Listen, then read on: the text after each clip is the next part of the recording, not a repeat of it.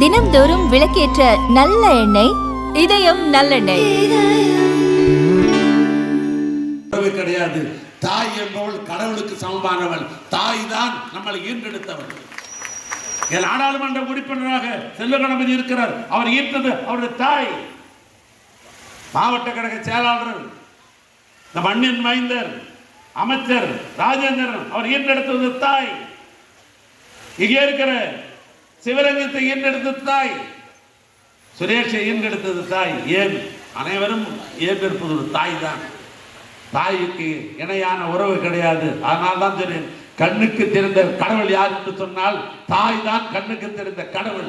ஆனால் அந்த தாயை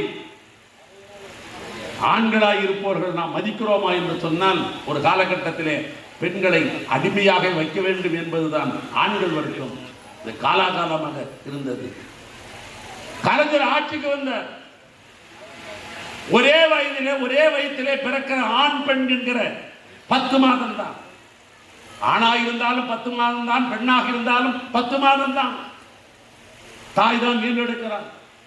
ஆனால் அப்படிப்பட்ட தாய் ஈன்றெடுக்கிற அந்த ஆணும் பெண்ணும் என்று பிறப்பிலே பிறந்தாலும் சொத்து என்று வருகிற பொழுது ஆணுக்கு மட்டும்தான் சொத்து ஆஸ்தி. ஆனால் ஆசைக்கு பெண் என்ற முதுமொழி தான் இருந்தது.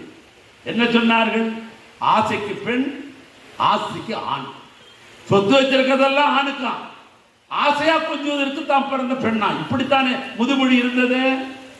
ஆட்சி அதிகாரம் கலைஞர் இருந்த காரணத்தினால் தானே அவர் சட்டத்தை போட்டார். ஆணும் பெண்ணும் ஒண்ணுதான், ஆக இருக்கிற மொத்த சொத்தையும் பாதி போடு, பெண்களுக்கு பாதி சொத்து உரிமை என்று சொல்லி ஆணை பெற்றது அரசு கையில இருந்த காரணத்தினால் தான்.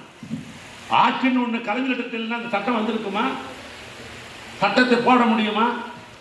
இன்னைக்கு எங்க பார்த்தாலும் மகளிர் சுய உதவி குழு, மகளிர் சுய உதவி குழு என்று எங்கு பார்த்தாலும் இன்றைக்கு முளைத்திருக்கிறது.